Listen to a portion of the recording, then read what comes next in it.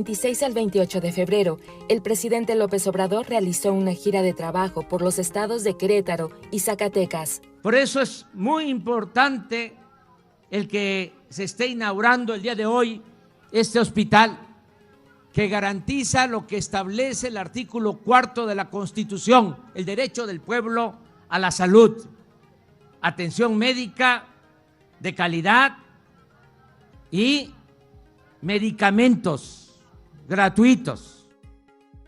Y felicidades a la maestra Raquel Sosa por una escuela más. Son 140 escuelas en todo el país del sistema de educación superior Benito Juárez, 150 universidades públicas de muy buen nivel académico. Ya se tiene esta Guardia Nacional con cerca de 100,000 elementos en año y medio. La Policía Federal, lo más que llegó a tener fueron 40,000 elementos y operativos solo la mitad. El presidente de la República informó que gobernadoras y gobernadores se han adherido al acuerdo en favor de la democracia, que busca reforzar la libertad del voto en el próximo proceso electoral. Les agradecemos mucho su confianza. Hay que esperar, porque es muy probable que se adhieran más a este acuerdo, ¿no? El presidente Andrés Manuel López Obrador afirmó que a lo largo de su vida de lucha siempre ha buscado la participación plena de la mujer en la vida política del país. Respeto tanto a las mujeres que la mayoría de quienes me ayudan en el gobierno son mujeres, pero no de ahora. Fui el primero en México en tener un gobierno con un gabinete en donde predominaban las mujeres. Cuando fui jefe de gobierno en la Ciudad de México, cuando todavía se estaban abriendo espacios para la participación de las mujeres, de 14 miembros del gabinete en el gobierno de la ciudad, 8 eran mujeres. A mí me tocó, como dirigente en la oposición, impulsar para que la mitad de los legisladores de ahora fuesen mujeres. Y no solo eso, lo que considero muy importante, en todos los programas de bienestar, no solo son consideradas las mujeres, hay programas de bienestar en donde son más las mujeres que se benefician que los hombres. El secretario de Salud, Jorge Alcocer, informó la cantidad de médicos y adultos mayores que han sido vacunados. Sumada en su conjunto desde el 24 de diciembre que se inició la vacunación, rebasa los 2.500.000 del total de dosis aplicadas. De la atención prioritaria a los adultos mayores, tenemos ya 1.170.453 primeras dosis. Por su parte, el secretario de Relaciones Exteriores, Marcelo Ebrard, explicó la cantidad de nuevas dosis de vacunas contra COVID-19 que llegarán a México. Esta semana entonces estamos recibiendo 1.600.000 dosis. Es el número más importante que hemos recibido desde que empezó la recepción de vacunas. El portafolio Pfizer, el próximo martes llegan 600.600 dosis. AstraZeneca nos van a confirmar el envío de 1.160.000 dosis que vienen de la India. Sinovac van a llegar 3 millones de dosis en marzo. COVAX le asignó a México 5.532.000 dosis de AstraZeneca para marzo, abril y mayo.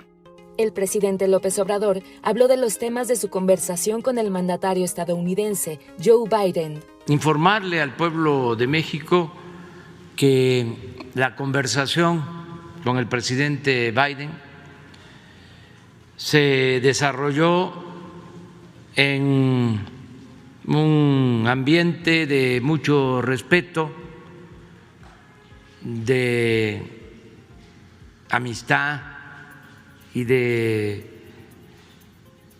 colaboración. Se trataron varios temas, el tema migratorio, y fue algo importante porque se planteó la necesidad de regularizar a nuestros paisanos que viven, que trabajan en Estados Unidos. También se planteó lo de las visas de trabajo, ordenar el flujo migratorio, y se va a analizar. El presidente Biden ha propuesto destinar $4,000 millones para el desarrollo de pueblos en Centroamérica y en el sur de nuestro país. Se trató también lo de el cambio climático. Nos invitaron a una reunión con este propósito para el mes de abril. También tratamos el tema de la relación económica, comercial, con el propósito de agilizar trámites, de evitar obstáculos, de resolver conflictos, y también tratamos lo relacionado con el COVID en general y lo de las vacunas en particular, para que se despejen dudas y malos entendidos. Hubo una actitud del presidente Biden de mucha comprensión. En general fue un encuentro, repito, amistoso, respetuoso y con mucho énfasis en la cooperación para el desarrollo. No hubo ninguna discrepancia. Así lo digo, de manera categórica. El presidente López Obrador y el director de Petróleos Mexicanos, Octavio Romero, anunciaron un acuerdo con la compañía Odebrecht sobre el contrato con la planta Etileno 21. Con ello, el erario público ahorrará 13,700 millones de pesos. El 26 de febrero del 21, Pemex y la empresa firmaron un acuerdo que modifica el contrato de suministro de gas etano. El precio del gas etano que Braskem Idesa Odebrecht pagará a Pemex reconoce el 100% del precio de referencia internacional de la molécula, es decir, del gas. La obligación de suministro se reduce a menos de la mitad que se tenía anteriormente y hasta marzo del 2024. Pemex no pagará las penas generadas a partir de la llegada del actual gobierno. Lo que dejamos de pagar, que eran 147 millones de dólares, ya no se van a pagar. Lo que está ahorrando el gobierno de México por la modificación de este contrato, y es del orden de 13,749 millones de pesos.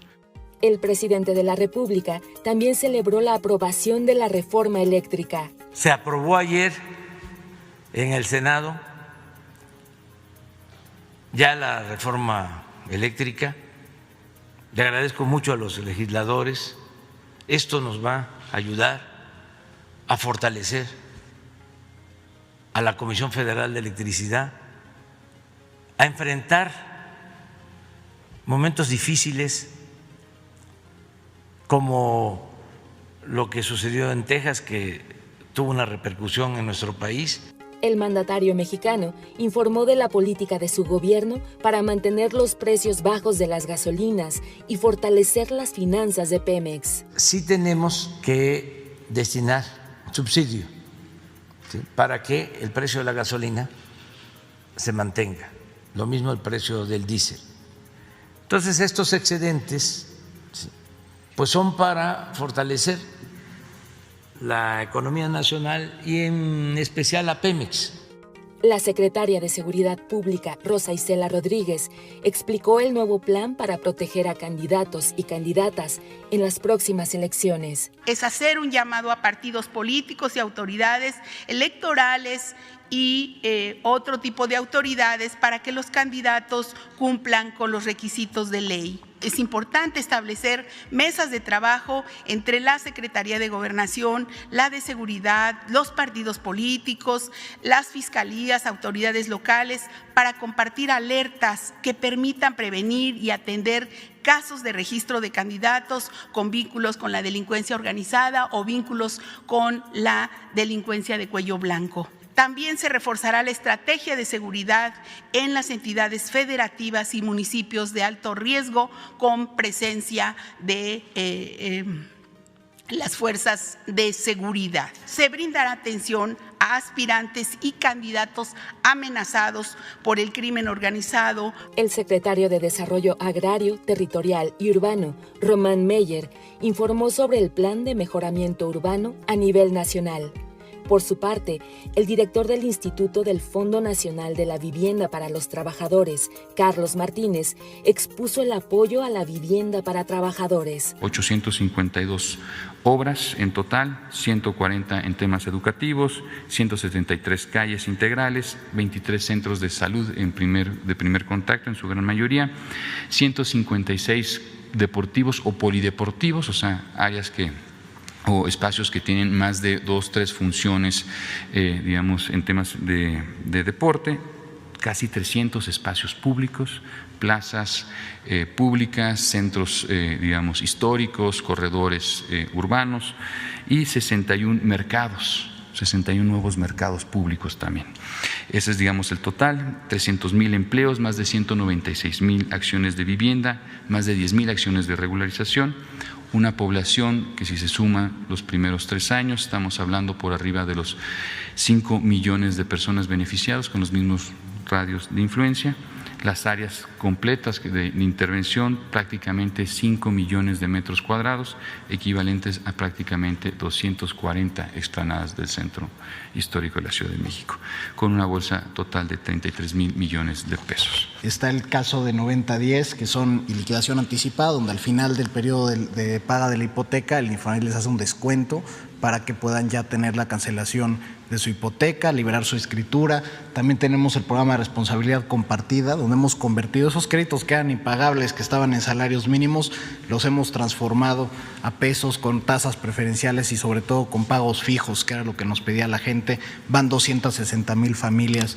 de ese programa y finalmente en estos 2 años hemos operado 1.4 millones de reestructuras en todas las modalidades que tiene el instituto. Y por eso mismo se han otorgado 1 millón de créditos a los trabajadores de México, 676,000 en la parte hipotecaria y un poco más, casi 400,000 en la parte de mejora, construcción, ampliación de vivienda. El presidente López Obrador anunció que a mediados de abril se reinician las clases en el estado de Campeche. Hacerles un llamado a todos los paisanos de Campeche, mujeres, hombres, a todo el pueblo de Campeche. Quiero convocarlos para que sea Campeche el primer estado en el reinicio de las clases presenciales. Hay condiciones para regresar a clases pronto. Ya se vacunaron a todos los maestros en Campeche. Puede ser que falten algunos, pero eso lo podemos llevar a cabo. se vacunaron como a 20,000 maestras, maestros, trabajadores de la educación, ya con segunda dosis. Y vamos a vacunar a partir de la semana próxima a todos los adultos mayores de Campeche. El director del Banco Nacional de Obras y Servicios Públicos, Jorge Mendoza, explicó el proceso de subasta para vender aeronaves de administraciones pasadas. El primer proceso que se está llevando a cabo en este momento es una subasta a sobre cerrado. Esta subasta se está realizando a través del Instituto para devolverle al pueblo lo robado. La subasta se llevará a cabo el próximo 12 de marzo, que es viernes, y se estarán vendiendo 19 aeronaves, 3 helicópteros y 6 aviones. La suma de estos precios de salida es de alrededor de 520 millones de pesos, es decir, si llegáramos a vender todas las aeronaves, se estarían ingresando 520 millones de pesos que se podrían utilizar para temas de salud, entre otros prioritarios.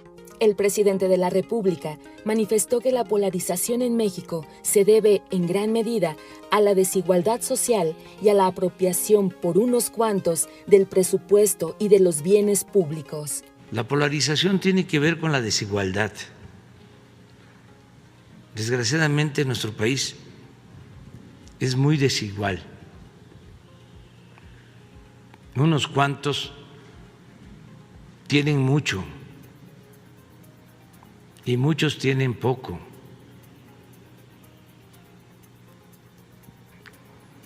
Ese es el fondo del asunto. Pero ya cambiaron las cosas. Ahora se está dando atención al pueblo. Y antes, pues el gobierno era de ellos. El gobierno era un comité al servicio de una minoría. Entonces, en una sociedad desigual, imagínense una pirámide, un cerro, donde en la punta hay muy pocos, y en la parte intermedia y en la base muchos, pues esa desigualdad monstruosa pues lleva a la polarización.